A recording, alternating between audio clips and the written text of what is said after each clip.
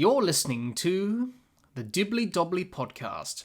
Remember to like, share, comment, subscribe, and click the bell to make sure you get the latest episodes of the podcast. Be sure to like and share our Facebook page and follow us on Twitter and on Instagram. Hi everyone, and welcome back to another episode of the Dibbly Dobbly Podcast. On today's episode of the podcast, we review the first test between Sri Lanka and Australia from the Galle International Stadium. It's the Dibbly Dobbly Podcast, and let's get started. Let's have a look at the match summary from the first test between Sri Lanka and Australia from the Galle International Stadium. Sri Lanka batted first and made 212 all out in their first innings. Dick Weller top scored with 58. Lyon took 5 wickets for Australia. Australia in their first innings were bowled out for 321. Green top scored with 77. Ramesh Mendes took 4 wickets for Sri Lanka. Sri Lanka in their second innings were bowled out for 113. Kurakna top scored with 23. Lyon and Head took 4 wickets each for Australia. Australia needed 5 runs to win in their second innings. They finished on none for 10. Warner top scored with 10 not out. And Australia won by 10 wickets, and the man of the match was Cameron Green. What were the key moments and key factors from the first test between Sri Lanka and Australia? Australia's bowling to dismiss Sri Lanka for 212 in their first innings.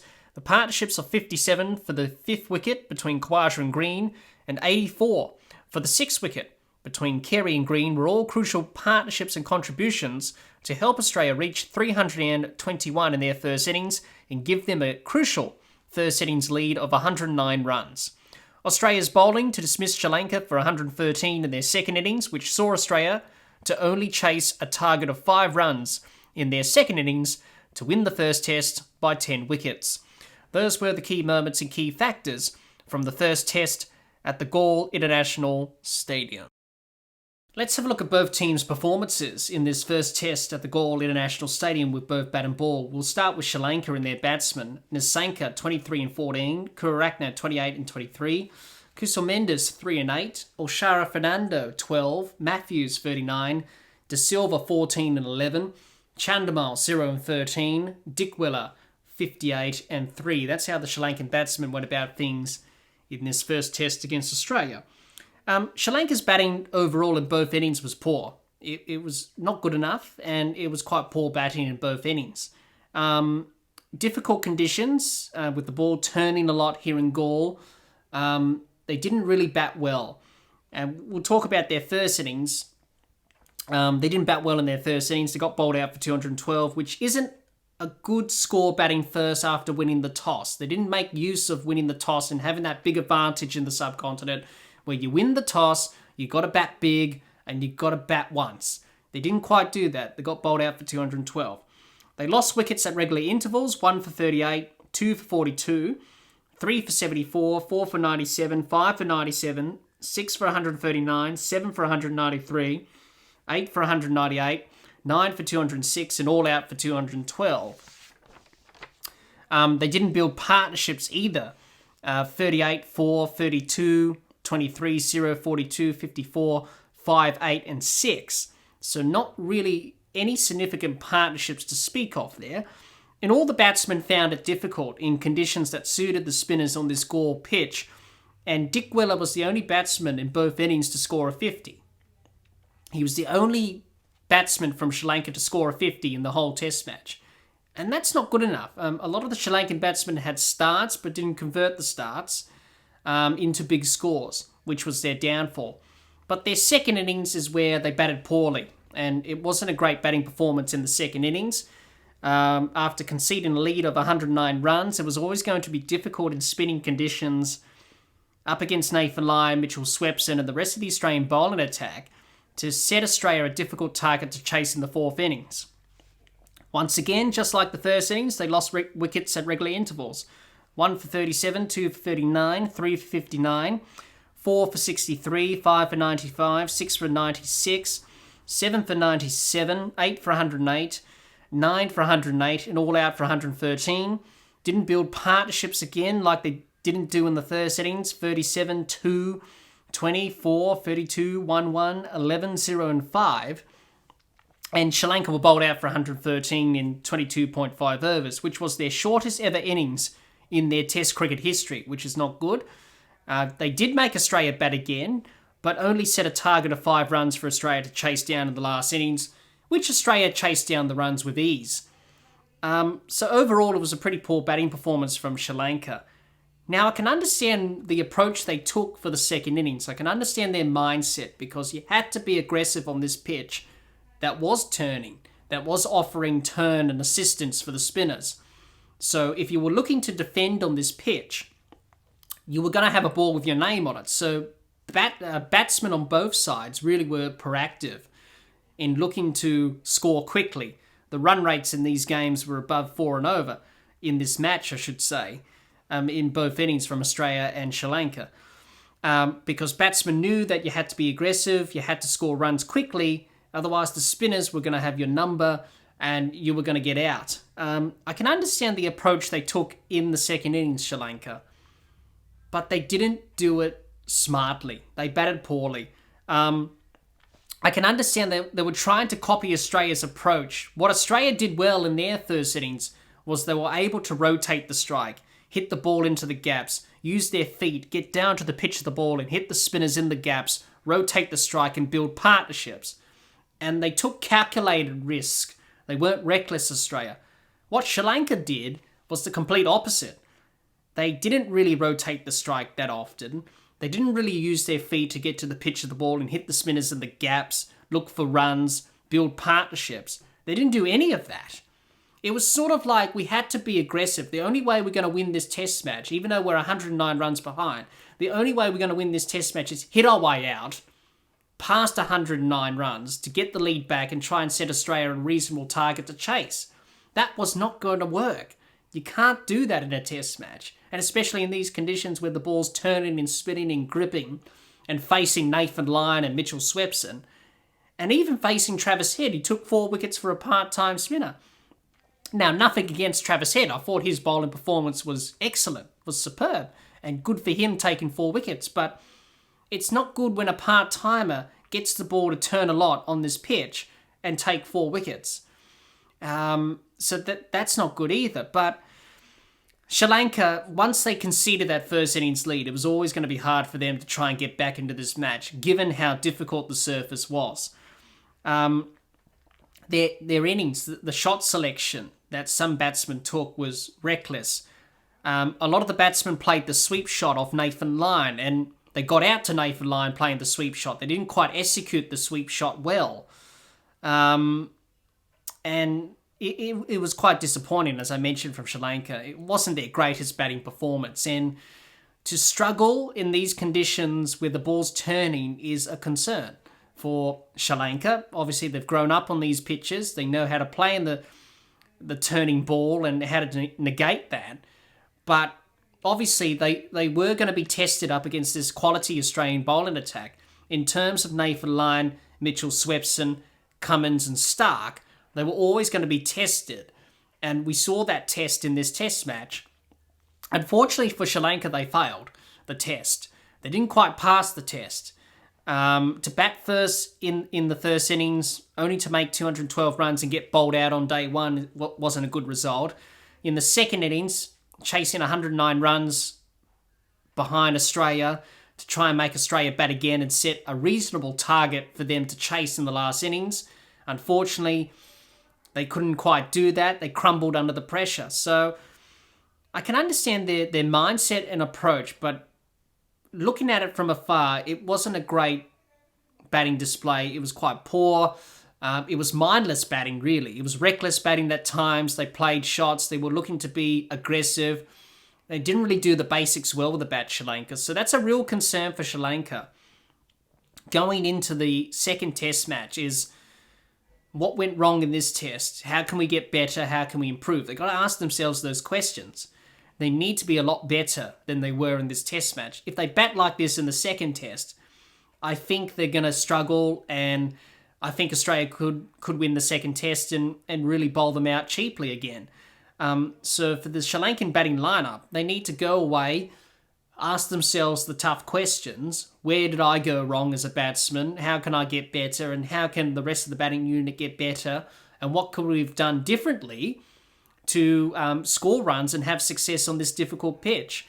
And it was difficult to bat on, but still, the second innings was just poor. It was just not good enough, and Australia just put Sri Lanka under pressure. And that's what scoreboard pressure does. And for Australia, that's what they had in their advantage, was the scoreboard pressure. They had a lead of 109 runs. Sri Lanka knew that we can't really be defensive here, otherwise a ball's going to have our name on it on this difficult turning pitch. We're going to struggle, and that's what happened. So, yeah, it was a poor batting performance from Sri Lanka. There's a lot of questions they need to answer themselves heading into the second test. Overall, it was a poor batting performance from Sri Lanka. The batting group will have a lot to think about heading into the second test. Let's have a look at Sri Lanka's bowlers and their performance in this first test. A wicket for De Silva, 4 wickets for Ramesh Mendis, 2 wickets for Van der Sey, no wickets for Mbuldinia, and 2 wickets for Asif Fernando. That's how the Sri Lankan bowlers went about things in this first test with the ball. I thought Sri Lanka's bowling in the first innings was poor. They weren't able to bowl a consistent line of length. They didn't build pressure on the Australian batsmen. They leaked runs and allowed Australia to score 321 runs on a pitch that was spin-friendly, and conceded a first innings lead of 109 runs is not good. And mainly it was down to the spinners. Now, Sri Lanka picked 4 spinners in this test match. No surprise, given that the conditions in Galle are going to be helpful for the spinners. That's understandable. They didn't bowl well. And it was the spinners that let them down in this test match in terms of the ball. Number one, they didn't bowl with pressure. They didn't cause pressure on the Australian batsmen. They didn't build any pressure on the Australian batsmen.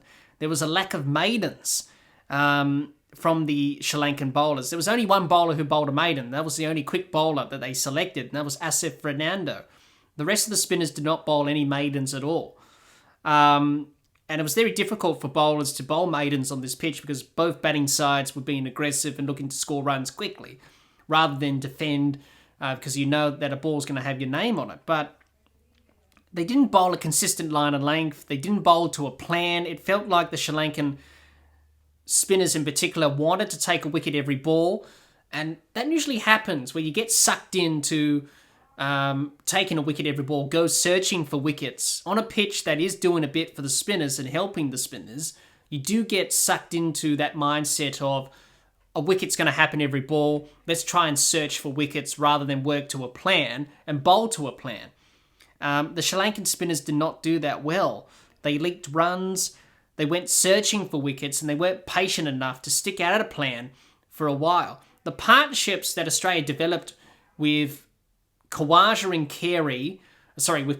and Green, and then Carey and Green, those partnerships were scoring runs at will. And the Sri Lankan spinners did not have a plan. They didn't keep the runs down. They didn't build the pressure.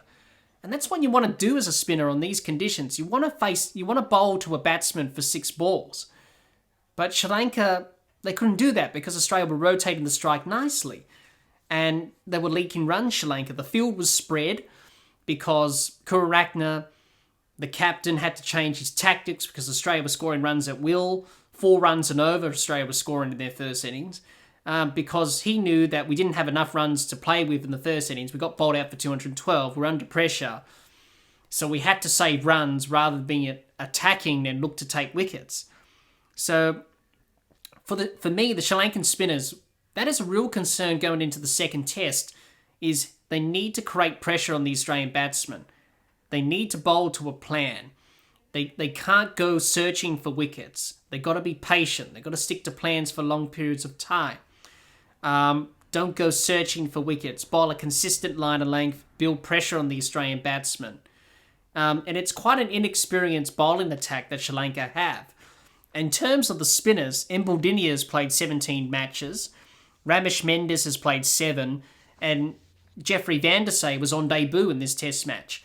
So it's quite inexperienced in terms of experience. Obviously, Dhananjaya De Silva, the other spinner, really he's more of a batsman who bowls part-time spin. He's played 43 matches. So, and obviously the other quick bowler that they had in the side, the only quick bowler they had, I should say, in Asif Fernando. He's only played 6 matches in Test cricket. So it's quite an inexperienced attack from Sri Lanka.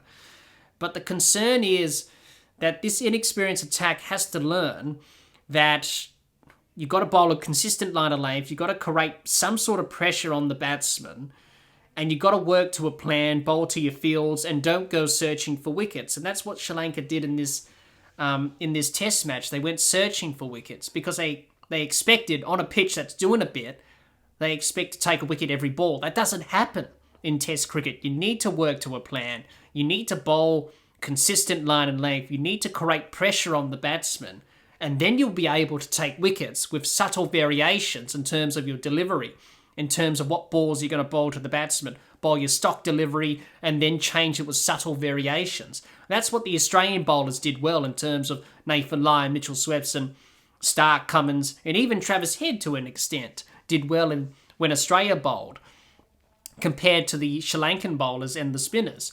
So that's a real concern for Sri Lanka. Going into the second test, they need to find a way to improve and get better, because if they bowl the way they bowled in this test, in the second test, then it's going to be hard for them to take wickets and really control Australia's run rate, because Australia scored at 4 runs and over in this test match in their first innings. That's a lot. And that's unheard of from an Australian team to score 4 runs and over in the subcontinent. And they scored over 300 runs because they were proactive and they batted with positive intent and they batted smartly, Australia. So for the Sri Lankan bowlers, the biggest challenge is, how can we build pressure on the Australian batsmen? What are the areas to look at to improve on? There's plenty of questions and answers for them to reflect on and look at areas to improve on, because they need to improve. It's an inexperienced attack, but they need to improve. Otherwise, it's going to be the same as it was in the first test, heading into the second test for Sri Lanka, and that's not what Sri Lanka want. For Sri Lanka, they have to win the second test to draw the series. If Australia get out of the second test match with a draw or win the second test match, they win the series. So for the Sri Lankan bowling attack, they are under pressure, but they need to find ways to create pressure on the Australian batsmen. They've got to bowl a consistent line of length, they've got to bowl to a plan, and they've got to be patient and not go searching for wickets. So overall, it was a poor bowling performance from Sri Lanka. The bowling group will have a lot of work to do and think about a lot of things heading into the second test of this series. Let's have a look at Australia's team performance with both bat and ball in this first test at the Galle International Stadium. We'll start with their batsmen. Khawaja, 71 and 0 not out. Warner, 25 and 10 not out. Labuschagne, 13. Smith, 6. Head, 6. Green, 77. And Carey, 45. That's how the Australian batsmen went about things in this first test against Sri Lanka.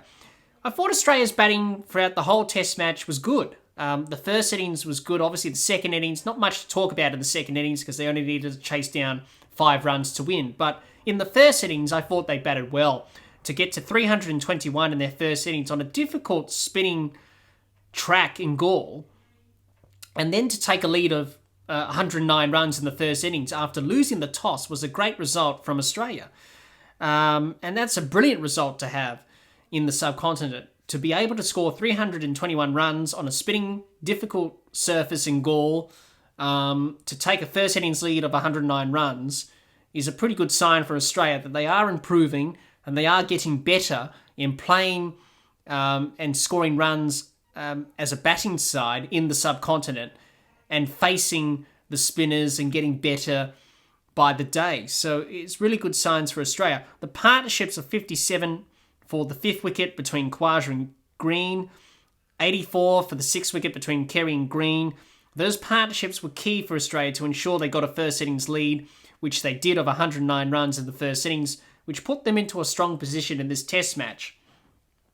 The second innings, nothing much to talk about in the second innings for Australia. They only needed to chase down 5 runs to win after bowling Sri Lanka out for 113. They chased down the runs with ease. David Warner finishing off the job, scoring all the runs, finishing on 10 not out to guide Australia to a 10-wicket win and to lead 1-0 in the series. So overall, I thought Australia's batting was pretty good in this test match. There's a lot of positives to come out of the Australian batting performance in this test match. Let's talk about some of those positives. I thought Australia played with real positive intent in this batting display. They put the Sri Lankan spinners under pressure.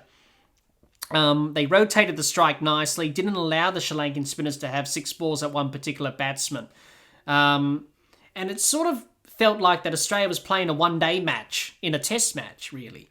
They sort of batted the way that you will bat in the middle overs of a one-day international, from overs 11 to 40, knock the ball into the gaps, rotate the strike, build the partnerships, make sure that you put the bowlers under pressure, you hit a boundary in the over, therefore the bowlers are under pressure. And that's what Australia did in their first innings of this test match against Sri Lanka. And they did it very well. And that's brilliant to see from Australia. That's their game plan. Okay, let's approach this in a different way of how to go about things scoring runs in the subcontinent, is that let's look to be proactive. Let's look to rotate the strike, build the partnerships, hit the ball into the gaps, not play the expansive shots, take time, get into the surface, and get familiar with the surface, hit the boundary in the over to put the spinner under pressure or the bowlers under pressure. And that's what they did well in this whole test match, Australia. Yes, they did get out to the spin, of course, because mainly this was a turning track. You expect the spinners to take wickets on the subcontinent. But I thought they played the spinners well of Sri Lanka, and they really batted smartly. And the results speak for themselves. They were able to get 321 runs on the board in the first innings, get a lead of 109 runs, which was a very crucial lead in the first innings of this test match. And then with the ball, they were able to put Sri Lanka under pressure, bowl them out for 113, chase down 5 runs to win the second innings and win the test match by 10 wickets. So it was really good to see Australia really play with positive intent and look to take the challenge on. And you could see in some of the batsmen, they are getting better at playing spin in the subcontinent. The only way you will get better in playing in these conditions is doing it in the middle. You can have you can practice in the nets, and that doesn't really replicate a match situation. The only way you'll get better and learn in these conditions is not in the nets, but by doing it in the middle. And that's what the Australian team did. And I think the benefit of playing the ODI series for some of these players, like David Warner, Labuschagne, Travis Head, Cameron Green, Alex Carey, that benefited those types of players who played in the one-day series, facing a lot of overs of spin in that series, which Sri Lanka did in the last 2 games, where they bowled majority of the 50 overs of spin. That served those players who played in the one-day series heading into the first test match well, because we did see the results there. They did look better facing the spinners. They were more positive. The Australian batsmen rotated the strike nicely, built partnerships, picked the ball into the gaps, hit the ball into the gaps, I should say, and looked to take the spinners on and play with that positive intent. It wasn't reckless batting, it was smart batting, and I liked it. And that's what I want to see from Australia heading into the second test, but also on future tours of the subcontinent, is that's how you play against the spinners. Do it methodically, do it with a sense of smartness about it and not recklessness. And that's what Australia did well. And obviously Australia didn't have any batting collapses like Australia usually has in the subcontinent. I thought this time around they did well to build partnerships after a wicket was fallen. After a wicket fell, they did well to rebuild and reset. And that's what they did with Khawaja and Green and Alex Carey and Cameron Green as well, along with Khawaja as well. Did well in terms of building those partnerships and making sure that Australia didn't lose any more wickets and making sure that, we stay in, score the runs and put the team in a good position. So I thought they did that well. So there's a lot of positives from Australia's batting, and those are good signs going forward, not only for the second test, but for the future tours that Australia has to the subcontinent. And I thought every batsman had a set plan and they executed their plans well. A lot of batsmen played the sweep shot. Alex Carey did. He played the sweep shot, the reverse sweep, the paddle. He did that very well. Cameron Green, Khawaja played the sweep shot. So a lot of the Australian batsmen have very clear plans and they're executing those plans in this test match against Sri Lanka. So that's great to see as well. Let's talk about the other positives, let's talk about Usman Khawaja. I thought his innings of 71 was key. The partnership he had with Cameron Green of 57 for the 5th wicket was key as well. Australia lost a wicket off Travis Head. They were 4 down for 100. They needed a partnership to rebuild the innings and get back on track, and Khawaja did that well with Green. Obviously, Usman Khawaja looks like, he's pretty set. He's pretty good. He knows how to play on these conditions. By far, he's having a golden year in 2022 with the bat. Had a good series in Pakistan, and obviously he's going to be the key batsman for Australia in this series against Sri Lanka, and he's already done that in the first test. Cameron Green, I thought he was the real big positive from Australia in the batting performance. 77 was a brilliant knock. He looked calm and unflustered. That's what I liked about his innings. He didn't panic. He was ready for the challenge. That's what you want to see from players. You want to see them relish the challenge and take it head on. And that's what he did in this innings. He came in when Australia were 4 for 100. Got that partnership with Khawaja, as I mentioned before, of 57 for the 5th wicket. And then when Khawaja got out, he built a partnership with Alex Carey of 84 for the 6th wicket. I thought that was a pretty good partnership. And he played the Sri Lankan spinners well. Obviously got to the pitch of the ball, picked the gaps, rotated the strike nicely. Obviously with Cameron Green, he's quite a tall player. He's got a long levers, so he can reach the ball quite well. He can dance down the wicket with ease, because it only takes him a few steps to get down to the pitch of the ball and hit the ball in the gaps, obviously, because he's quite a tall person. He's got long legs, long arms.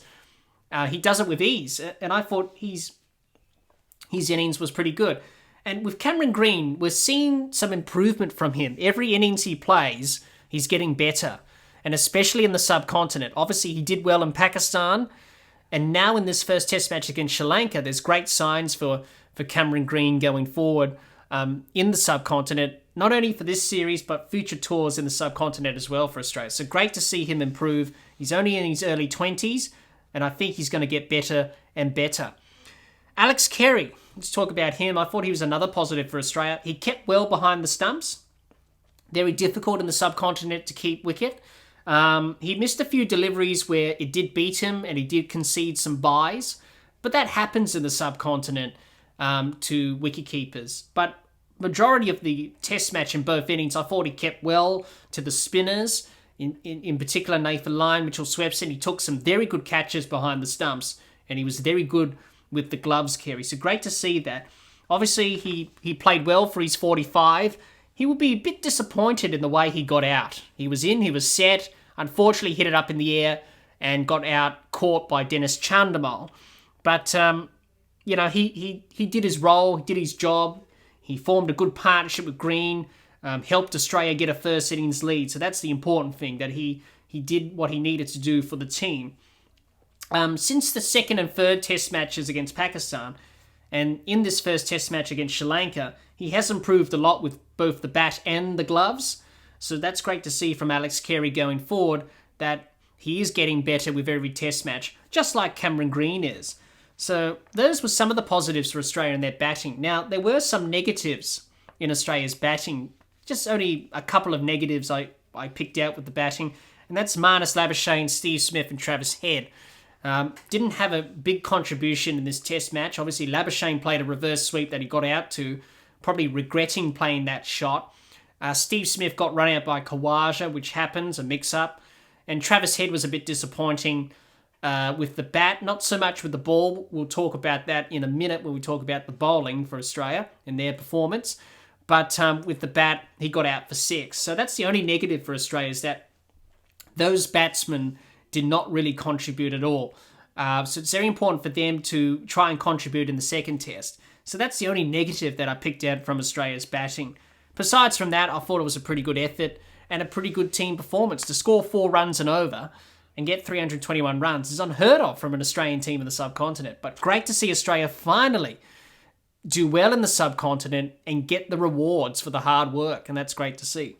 Overall, it was a good batting performance from Australia. This batting performance will give them confidence heading into the second test. Let's have a look at Australia's bowlers and their performance in this first test against Sri Lanka. Head took 4 wickets. 1 wicket for Stark, 1 wicket for Cummins.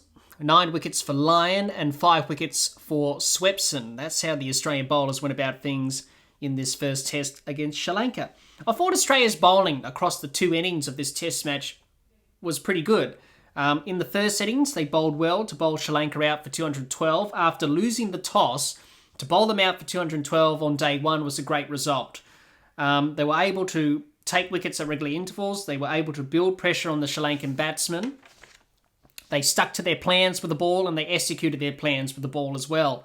The second innings, I thought, was Australia's best performance out of the 2 innings. The second innings was their best performance. They bowled well in the second innings to bowl Sri Lanka out for 113 inside 22.5 overs. Was a pretty good effort. They were able to take wickets at regular intervals again, just like the first innings. They were able to build pressure on the Sri Lankan batsmen. They bowled to their plans. They took their catches and created opportunities to create wickets and take wickets as well with the ball. So it was a pretty good bowling performance from Australia. Nothing much to add on to that, really. I thought in both innings they bowled well. Their second innings was their best performance in terms of how they went about things with the ball. Pretty much all the spinners took the wickets, really. Nathan Lyon, Swepson, and Travis Head took 4 for 10. What a surprise. So they took all the 10 wickets, and pretty much Mitchell Starc and Pat Cummins didn't even bowl in the second innings. Didn't need to. It was all the spinners that got the job done for Australia. So that's great signs for Australia, that the spinners are contributing, taking wickets, and Nathan Lyon, Mitchell Swepson in particular, getting the job done for Australia, which you expect from your frontline spinners in the subcontinent to take majority of the wickets. And that's what they did in this second test. Let's talk about the positives from Australia in terms of their bowling. Let's start with Nathan Lyon. 9 wickets for the match. He's now inside the top 10 leading wicket takers of all time in Test cricket. Did his job and took those key wickets on day 1 and on day 3 to guide Australia to victory. You know, there's so many things you can say about Nathan Lyon. Team man, great bowler, and a great guy. He's a very good off-spinner. And yes, he doesn't have the variations like an Ashwin and like other off-spinners in the game. But he doesn't need those variations. What he does do well is just bowl the ball on a spot, bowl his best ball every ball, as he says. I'm looking to bowl my best ball every ball. And he does that. And, he did his job in these conditions in Sri Lanka. Obviously Galle, it's where it all started for him in 2011. And the way he bowled in this test match, taking the 5 wickets, was superb. And he got the job done for Australia. So Australia's very lucky to have Nathan Lyon. And, he performed well. Mitchell Swepson took 5 wickets for the match. And he took 2 wickets and 2 balls in the first innings. It's great to see Mitchell Swepson do well in Sri Lanka, getting the rewards after a tough initiation into Test cricket when he played in Pakistan on those flat, lifeless pitches. If he did get a chance in Sri Lanka, which he has done here in the first test, he was going to get assistance and get some turn and assistance off the pitches here in Sri Lanka compared to Pakistan. And he did. Obviously, he did bowl the odd ball that was a full toss, but you expect that from a leg spinner. But I thought he really did well. He bowled well, and I think his selection was justified. It's great to have a leg spinner in the side. He offers that variation from Nathan Lyon as the off spinner, and he did his job. Obviously, he took wickets, took 3 wickets in the first innings, 2 in the second, 5 for the match. Hopefully, this performance will boost his confidence going forward as a test bowler. And hopefully, not only for this test series against Sri Lanka, but also if he gets an opportunity to go to India early next year, hopefully he will have the confidence to get the job done for Australia and take more wickets. So it's great to see him do well. Travis Head, let's talk about him. 4 for 10. Wow. Inside 2.5 overs. I thought at the time, it was a bit weird when Pat Cummins asked him to bowl. I thought, well, why don't we just keep Nathan Lyon and Mitchell Swepson going? Because they're taking all the wickets, they're creating the chances on this turning surface in Galle. But he thought, no, we'll bring Travis Head on, give Mitchell Swepson a rest. Lo and behold, Travis Head took 4 for 10. His best ever figures in Test cricket. Not even taking a Test wicket before this Test match against Sri Lanka, Travis Head. 4 for 10's not bad. Best career figures in Test cricket for him with the ball. His dismissals that he got in this Test match were the classical off-spinner's dismissal. Especially the one to Dennis Chandimal. pitching the ball outside off stump, getting the ball to spin back through the gate and clean bowled Chandimal was a classical off-spinner's dismissal. So definitely Travis Head should have been used more in this test match. I think Pat Cummins will use him more in the second test match now because he's taken 4 for 10 and he's done pretty well. So good to see Travis Head. Obviously didn't really contribute with the bat, got out for 6 in the first innings, but to contribute with the ball and get 4 for 10 is a good result for him in this test match. Obviously he's picked in the side for his batting, not his bowling. But to take 4 wickets, it's a good result for him. And obviously he contributed in some way. After missing out with the bat, he was able to contribute and help Australia win the test match. Pat Cummins and Mitchell Starc. Let's talk about them. They didn't really have to bowl much in this test match. Obviously took 1 wicket each in the first innings. Mitchell Starc was a bit expensive in the second innings. Pat Cummins didn't even bowl in the second innings, didn't need to. So pretty much all the spinners did the job for Australia. And that's what you want to see from your spinners, is that they take majority of the wickets so your quick bowlers don't have to bowl much. And that's what Mitchell Starc and Pat Cummins did. They didn't really bowl much in this test match. It was down to Lyon, Swepson, the spinners, and also Travis Head, who chipped in the second innings. And even Cameron Green wasn't required to bowl either, which is a good sign for Australia, keeping him fresh. And also Cummins and Starc are fresh heading into the second test. So that's pretty good from Australia that they didn't really have to bowl much, and it was mainly down to the spinners.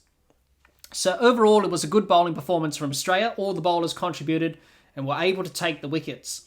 This bowling performance from Australia will give them confidence heading into the second test. Overall, it was a good team performance from Australia.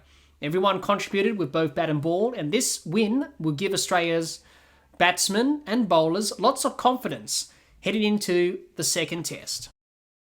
Let's preview the second test of the series between Sri Lanka and Australia from the Galle International Stadium, talk about the potential 11s for both teams and who's going to win this second test.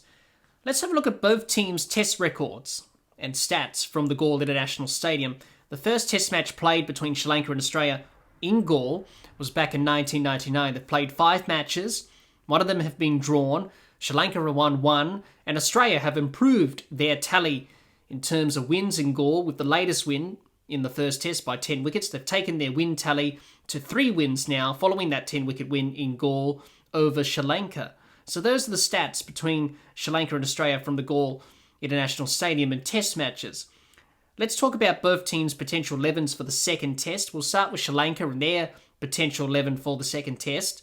Nasanka, Kururakna, Kusal Mendes, Matthews or Oshara Fernando, De Silva, Chandimal, Dickwella, Ramesh Mendes, Van der Say, Mbuldinia, and Asita Fernando. That could be Sri Lanka's potential 11 for the second test, and I think they'll make one change to their 11 for the second test, Sri Lanka, and that's probably Angela Matthews. Now, we know Angela Matthews was subbed out of this first test match after he tested positive, and therefore Oshara Fernando came in to replace him in the second innings. Now, depending on Angela Matthews' fitness and if he returns a negative test, he'll probably take his spot back into the 11 for the second test. If not, I think Sri Lanka will have to make a change, and probably Oshara Fernando will come in for Angela Matthews to replace him for the second test. I don't think Sri Lanka will make too many changes to the rest of their team. In terms of their bowling attack, I think they'll keep the 4 spinners in Ramesh Mendes, Van der Say, Mbuldinia, and De Silva. I think they'll keep the same spin attack for the second test. So it's only Angela Matthews who could be the potential change that Sri Lanka make heading into the second test. If he's fit or not, if he returns a negative test, then he'll keep his spot in the 11. If he doesn't, I think Oshara Fernando will take his spot. So that could be Sri Lanka's potential 11 for the second test. Let's talk about Australia's potential 11 for the second test. Khawaja, Warner, Labuschagne, Smith, Head, Green, Carey, Starc, Cummins, Lyon and Swepson. That could be Australia's potential 11 for the second test. I think Australia won't make any changes to their 11 for the second test. I think they'll keep the same 11. If you've got a winning 11 that's done pretty well, like this team has done, obviously winning by 10 wickets, I don't think you need to change the team. I think everyone did their role, contributed in some way. Obviously, Nathan Lyon, Mitchell Swepson did well with the ball. Green, Carey did well with the bat. Kawaja was good as well. So I think Australia will keep the same 11 heading into the second test. Obviously, there is talk about probably potentially playing a third spinner. I don't think Australia need to do that. I don't think we need to call on John Holland or Glenn Maxwell, who's in the squad. Obviously, Ashton Agar was in the squad, but he's gone home because of that side strain injury, and he's been ruled out for the second test for selection. I don't think Australia need to go down the route of three spinners. We saw what happened in the first test. Obviously, they had Lyon and Swepson, and then Travis Head came on to bowl and took 4 for 10. So we've got him as a spin option. We've also got Steve Smith and Marnus Labuschagne, who can bowl a few part-time leg spinners. So I don't think Australia need to be sucked into picking a third spinner just for the sake of it. They won this test match quite convincingly by 10 wickets. I think they'll keep the same 11 and they don't need to worry about other spin options because they've got Travis Head, obviously, Labuschagne and Smith to back up Lyon and Swepson. So I think Australia could keep the same 11 for the second test, and that could be their potential 11 for the second test. Who do I think is going to win this second test at the Galle International Stadium? I think Australia are well placed to win this second test match. After a good performance in the first test with the bat and the ball, I do see Australia replicating that performance in the second test. Sri Lanka are definitely under pressure. It's not a good feeling when you lose the first test, especially if it's a 2-match test series. Obviously, you can't win the series now. So Sri Lanka can't win the series now because they've lost this first test. What they can do is try and draw the series, but I think that's going to be difficult for them, given that they've already lost the first test. They didn't bat well, didn't bowl well. They're under pressure now. And Australia look like a team that's really going to relish the challenge of playing on the subcontinent. And Sri Lanka would have thought, okay, you know what? Australia's here for the taking. They don't play well in the subcontinent. We can put them under pressure. We saw what happened in this first test. Australia batted well, they bowled well, and it was Sri Lanka who was under pressure and were tested, not Australia. So it's going to be hard for Sri Lanka to try and wrestle the momentum back and try and win the second test. I do see Australia really putting in another good performance again in the second test, and they do look like they're going to win their first test series in Sri Lanka since 2011. We shall see what happens come the second test. This is only a prediction. Anything can happen in cricket, as we all know. But I do see Australia winning, replicating the performance they put in the first test. I think they'll do that in the second test. And I think Sri Lanka definitely under pressure, and it's going to be hard for them to try and bounce back and try and draw the series. And I think Australia are probably going to win the series and win the second test. What can we expect from both teams heading into the second test at the Galle International Stadium? Sri Lanka will have a lot of thinking to do heading into the second test after a poor performance with both bat and ball. They will need to bounce back quickly and look at the areas to improve on with both bat and ball, otherwise they could lose the series. Australia will be looking to build on this first test and continue to do the things that help them win this first test. If they can do that, then they could win their first test series in Sri Lanka since 2011. After losing the Galle Test in 2016 by 229 runs, Australia have put the Galle nightmare of 2016 to bed after a great victory by 10 wickets in the first test. Australia batted well and bowled well, and it was a brilliant team effort to get the job done. Well, that's all the time we have for this episode. Be sure to subscribe and click the bell to get the latest episodes of the podcast, and like and share our Facebook page and follow us on Twitter and on Instagram. Until next time, keep safe and bye for now.